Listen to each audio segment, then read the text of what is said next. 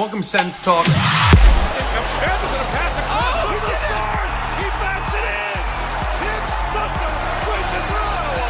Richard Grant is going to put the finishing touches on an Ottawa win. See you later. Go Sens, go! Welcome to Sens Talk. My name is Brandon Plant, and I am your host. You already see the smile on my face. I think you already know what happened, but we're going to do this properly, so we'll save that for the end. But welcome to Sens Talk. Tonight, Ottawa took on the Calgary Flames as Ottawa looks to finish off this home stretch with a win and to end their 5-game losing streak. Now, before we get into the recap itself, some pregame notes. Firstly, Frank Cervelli of the Daily Faceoff reported earlier, just before puck drop, that Josh Norris was involved in trade talks. You know, that's just a report by him. He's the only one to report that. But we've seen Bruce Garriock mention today that, you know, Ottawa's looking to bring in a defenseman because we had an injured defenseman. We'll talk about that in a sec. And there's also a couple other reporters saying that Ottawa is absolutely looking to make a change, even potentially a change as large as a, you know, moving a core piece. Now, I don't buy it. I think this is kind of like what's happening with the New York Rangers, where suddenly Trouba and Kreider are in trade talks. I don't see them getting moved. It's the same exact thing here in Ottawa.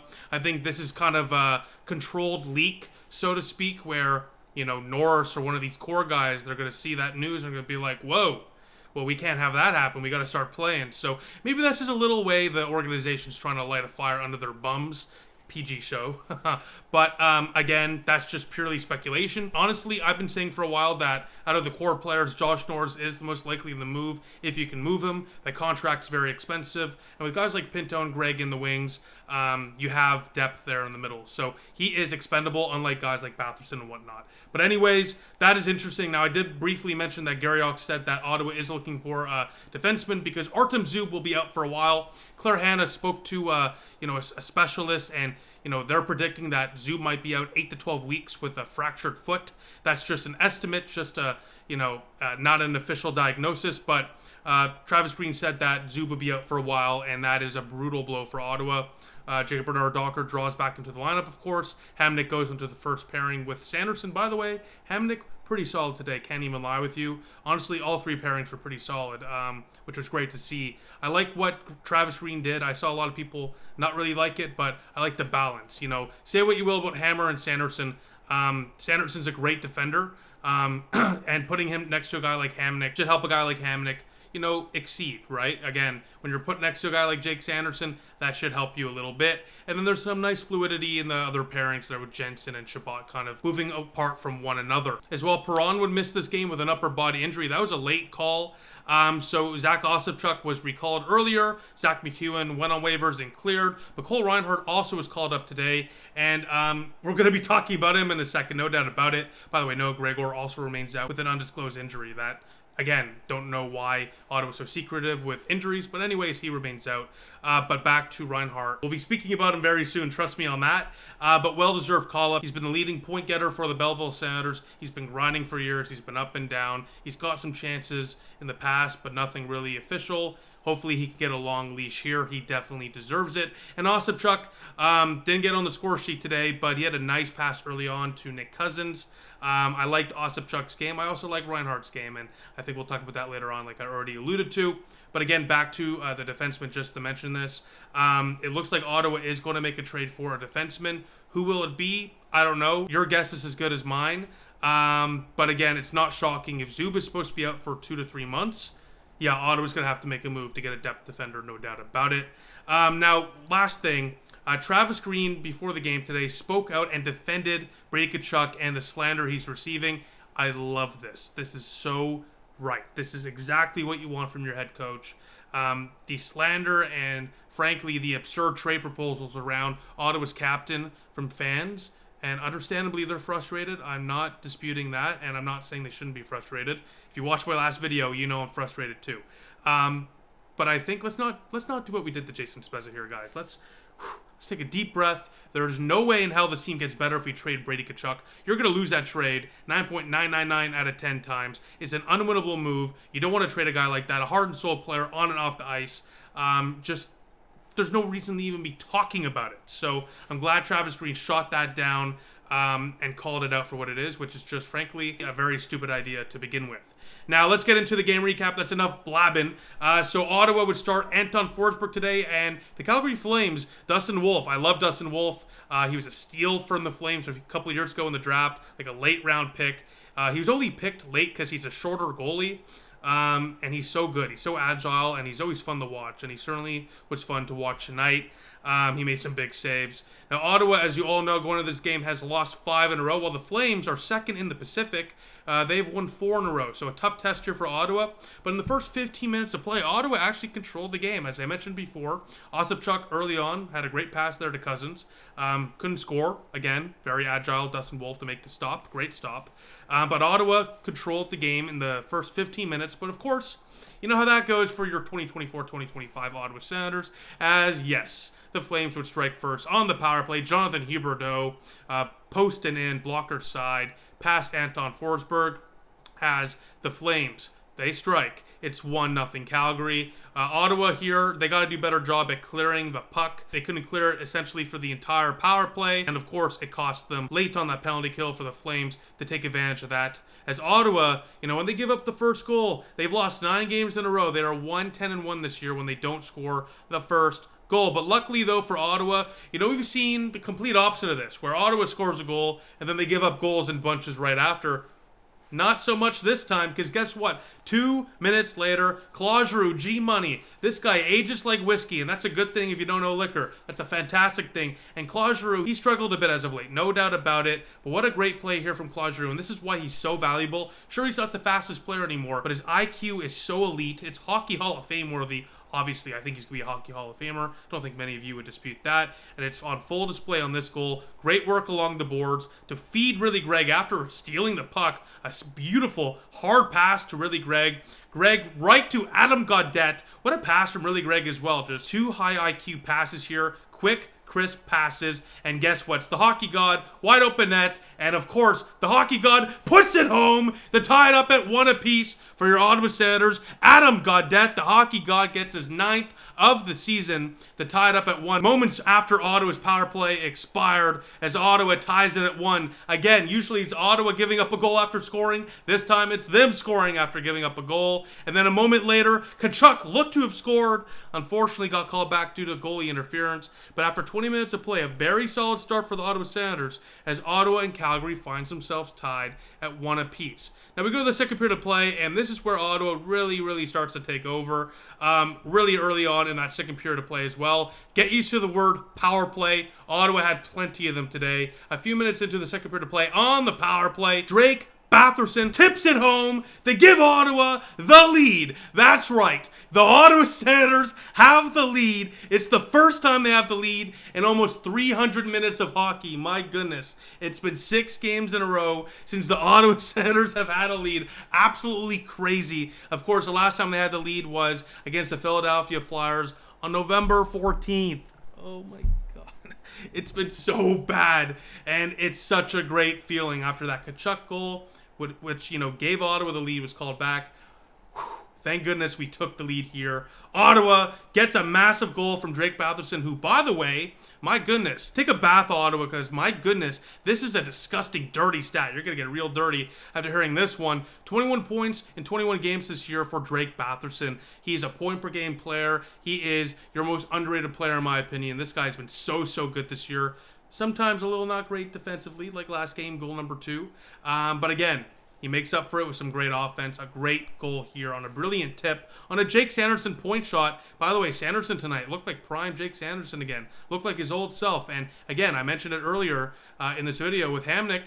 They look pretty good. All 3 pairings look pretty good. Can't lie with you. So, and the whole team looked good, to be fair. But, again, you don't really know how it's going to go when you kind of shuffle up the pairings. No, everyone looked very good today. Can't complain whatsoever. So yeah, Ottawa for the first time in nearly 300 minutes, they have the lead. Thank goodness for that. And then with about 6-7 minutes left in the second period of play, remember Cole Reinhardt? Well, don't forget about Mr. Rhino, because Cole Reinhardt, he crashes the net and puts it home. Goal number 1. First NHL goal for Cole Reinhardt. Rhino, baby, as Ottawa leads by 2. It's 3-1 Senators. What a great story this is. You love to see stories like this. Cole Reinhardt, a 6th-round pick in 2020, grinded for 5 years in Belleville, had a couple of chances, brief stints in the National Hockey League, nothing really ever, long-standing. Leads Belleville in scoring this year, and guess what? He gets rewarded on the day he gets called up with a goal, his first in the National Hockey League, to make it a 2-goal lead for Ottawa. A nice slap pass here by Jake Sanderson as well to start the play. Really, Greg, another play here out front to help Ottawa get on the score sheet. But again, what a goal here for Cole Reinhardt. Again, you just love to see stories like this.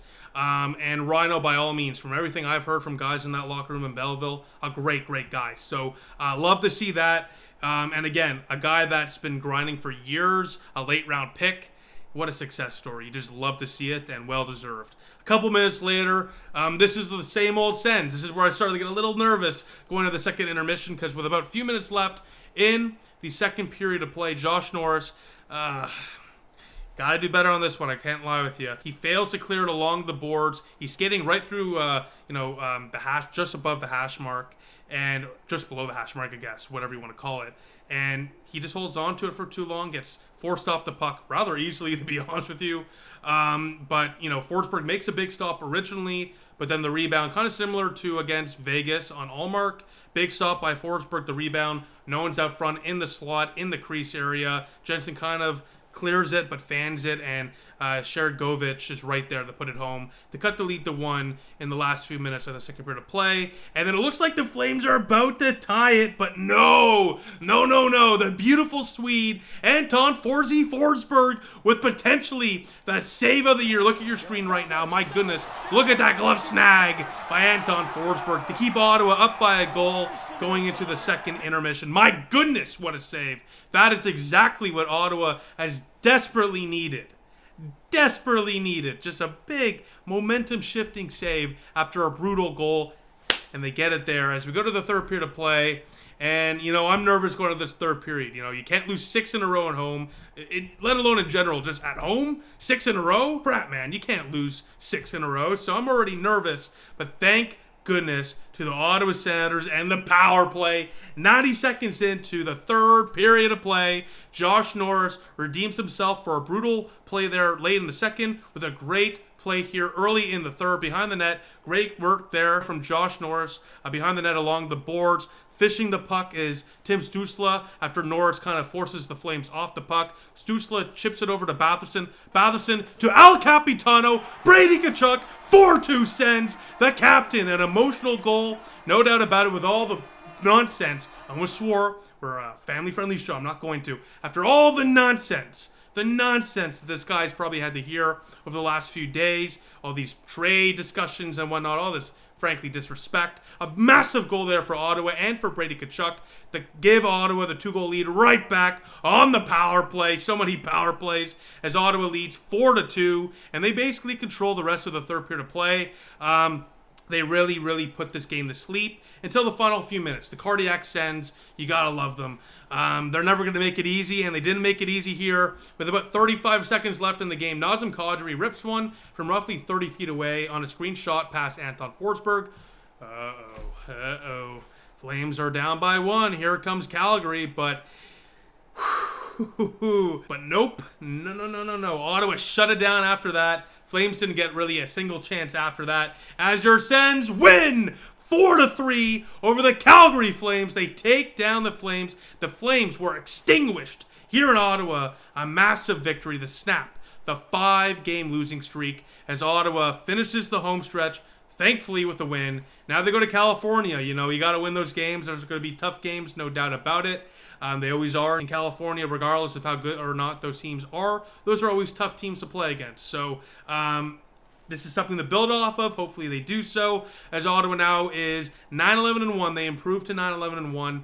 And hey, you know what? Maybe this is the start of the 5-game winning streak. I love the positivity. I'm feeling good. I think you guys are too.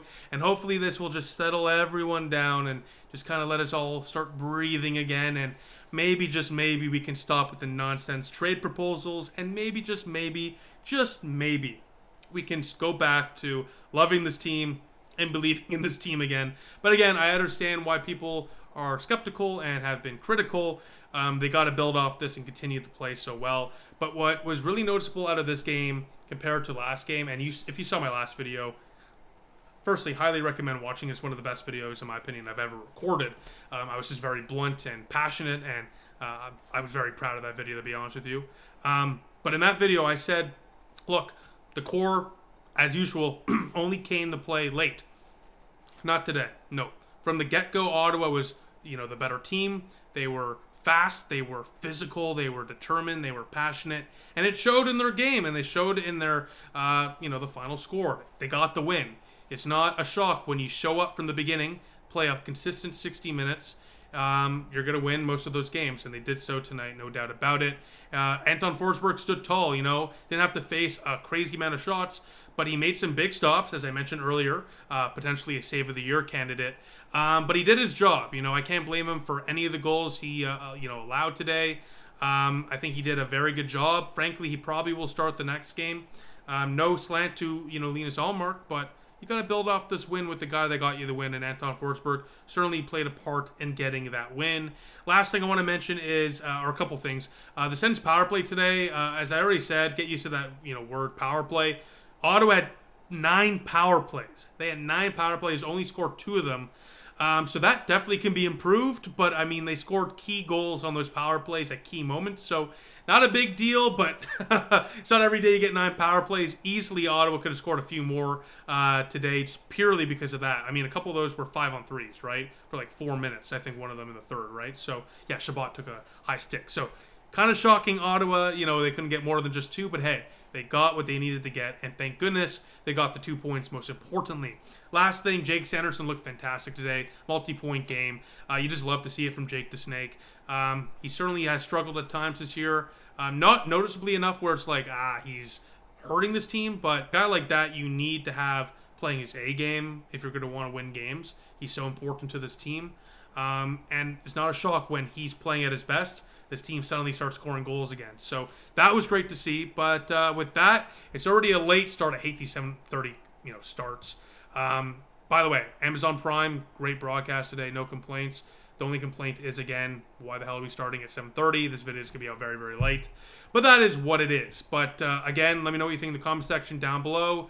As, yeah, the next Sens game is like a 10:30 puck drop, so probably won't see me on the night for that one, but you'll see me this week for sure in some capacity. I'll put something up for sure. Maybe a recap if I'm feeling cheeky, but we'll see. It's going to be late. But besides that, thank you all for watching. I appreciate your support. What a win! Hopefully this is the start of something great. But besides that, thank you all for watching. I'll see you all soon. Go Sens, go.